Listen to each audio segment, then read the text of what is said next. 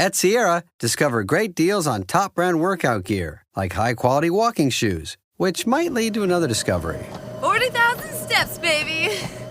Who's on top now, Karen? You've taken the office step challenge a step too far. Don't worry, though. Sierra also has yoga gear. It might be a good place to find your zen. Discover top brands at unexpectedly low prices. Sierra, let's get moving. When did making plans get this complicated? It's time to streamline with WhatsApp, the secure messaging app that brings the whole group together. Use polls to settle dinner plans. Send event invites and pin messages so no one forgets Mom's 60th.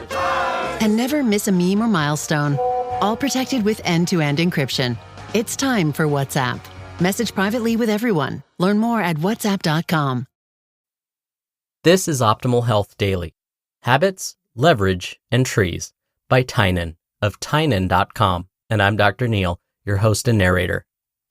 Hey, welcome back to Optimal Health Daily.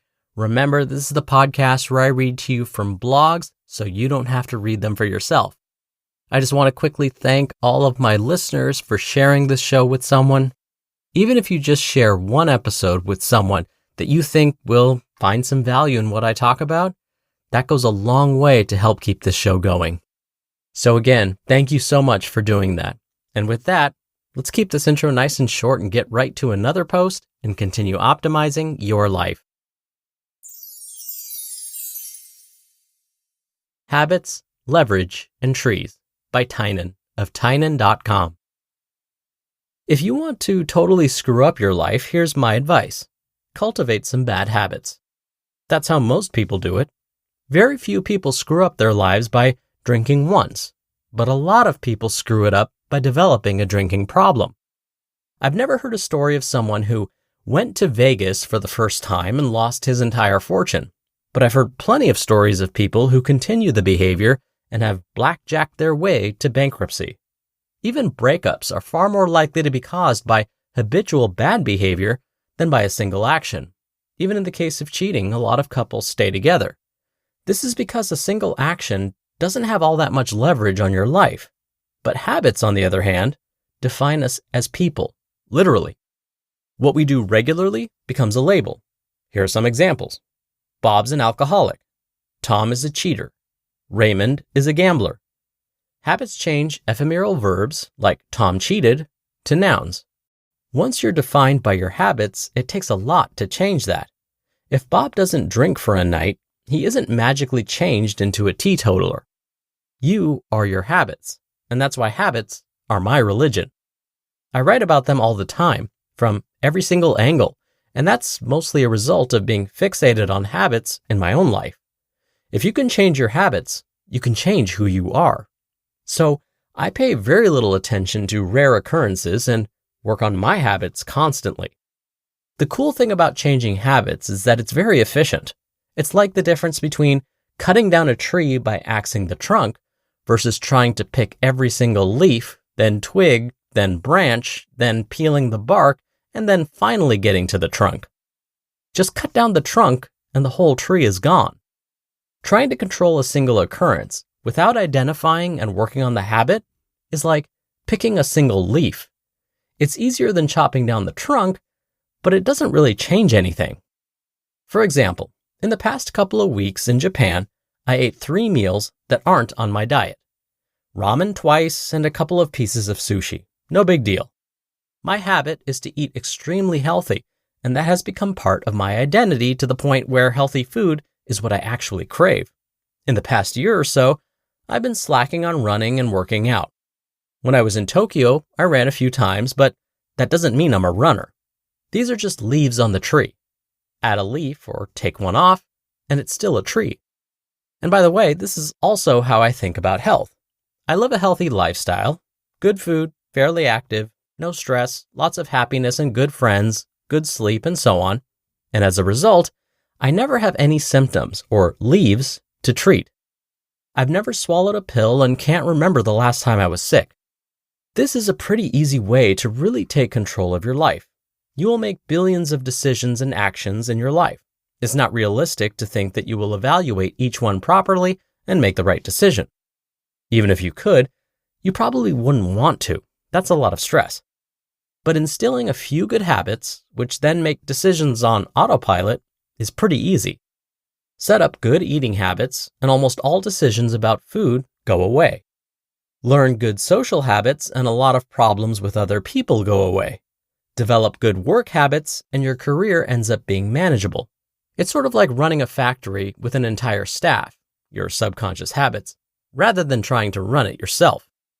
Yet another amazing thing about habits, and yes, I realize I'm starting to sound a bit like an infomercial, is that they become more and more easy to maintain as time passes.